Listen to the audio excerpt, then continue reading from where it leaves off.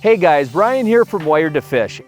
And if you look around right now, you can see it looks like it's getting cold. We've lost a lot of our leaves. We're late fall, and where I live, that means we're not too far out from ice. So this boat's gonna be going in storage for an extended period of time. And no matter where you live in the country, there's a period where a lot of folks don't go out on the water. And the process of preparing this for storage really starts while you're still on the water on a regular basis. So roughly about 2 weeks out from the end of my fishing season, I'm gonna start treating my fuel system. First and foremost, both the fuel that exists in my tank, the fuel lines, and then in the engine. So you wanna use a good fuel treatment program here. I have Seafoam Marine Pro, and this is designed to both clean the engine, burn off carbon deposits, clean injectors, add lubricity up there, as well as stabilize the fuel. As fuel sits over time, it loses ignition vapor and starts to form varnish.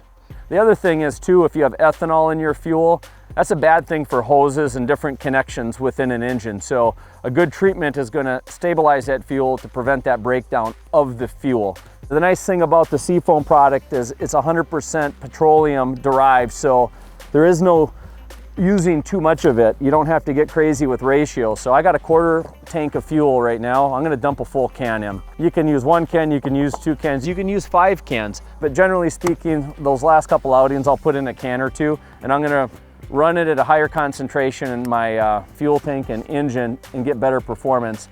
Preventative maintenance really starts when an engine is new. If you can start a program like this at the end of each use season, you know, you can get decades of good runtime on an engine like this. Walker Smith, a colleague of mine down in Georgia, has a 20-year-old motor, 2-stroke, and it's still running really well. It's about kind of preserving your max horsepower, keeping that engine clean, well lubricated, and running smooth. And if your boat is already in storage but you missed the fuel treatment step, it's easy to accomplish anywhere you have a hose and water. Make sure you've added fuel treatment to the fuel, slide a motor flush over the water intake, turn the water on, then start the engine. Oftentimes people think that if you just stabilize the fuel in the tank, you're good to go. But that doesn't mean that the fuel within the actual engine is treated. This is where a lot of your most important connections are. And if you happen to have some ethanol within there, or you got regular premium fuel, you're gonna have some degradation of that fuel over time. So you want treated fuel in the actual engine itself.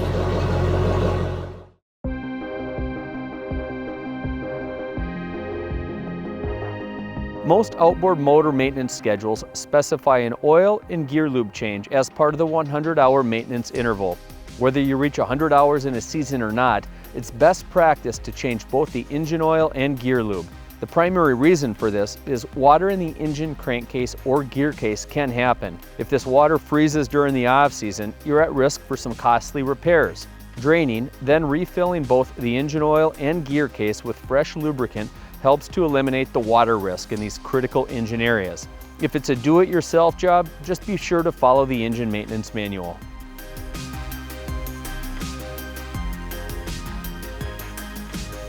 One of the last things I'm gonna do is just take a look at my prop shaft. We've all had it happen to us where we get fishing line wrapped up in here, so now is just a good time at the end of the season. You wanna make sure that those seals don't get compromised into the lower unit. So I'm gonna put my little stopper on there, grab my prop wrench, and start loosening up the hub assembly. And I actually carry both of these just in my boat kit throughout the open water months, should I ever need to do this on the water. So I'm just gonna remove the prop, and look at that. That's exactly why you do that. I was totally unaware of this. And it looks like it did not go up into that assembly, but nonetheless, it was on the prop shaft. So that's exactly why you take the time to do that.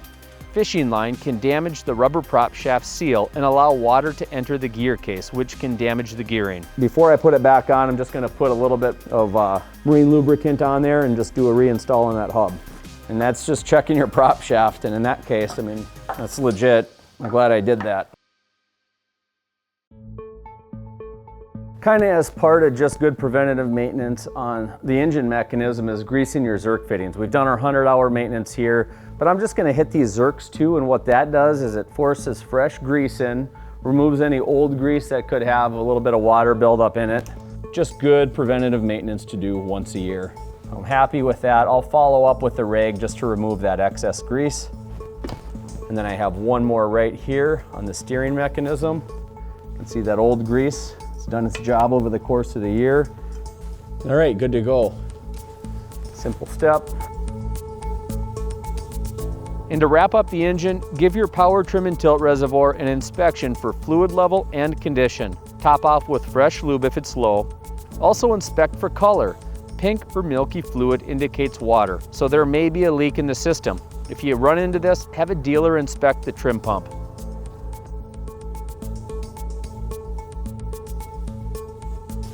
You know, battery investments are pretty significant on a lot of boats. This particular boat has a 27 group size AGM battery in here and another 31 group size to power all the electronics, the bilge, the various pumps on this boat. And then a 36 volt trolling motor battery system up front. So in total 5 batteries. It's a lot of money.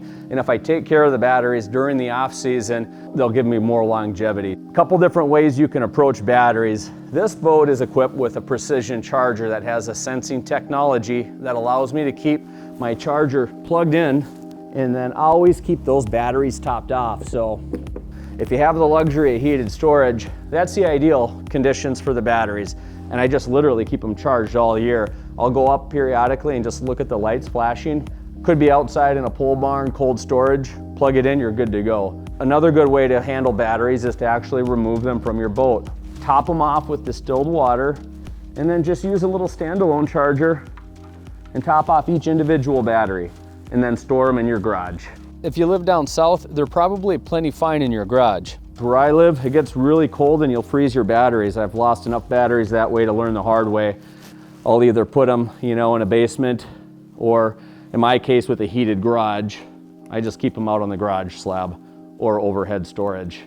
But before I do that, before I put them up, I'm just gonna top off each battery, make sure if it's lead acid, I got distilled water in there, hook up a little charger. This one's a convenient little precision charger as well. And I usually do each for an overnight period until I get a full, you know, green indicator light. You can see here it's charging. You know, take a look at your terminals too. If you see some corrosion up there, you want to clean those off with the wire brush. Use a good dielectric grease. One other thing I failed to mention earlier was phantom drains or power drains from various accessories hooked up to the boat, like electronics or networking hubs. I have a Perco switch in this boat. When I turn it off, I cut power to pretty much everything except the outboard engine. If your boat is wired properly, your onboard charger will still supply power to these batteries.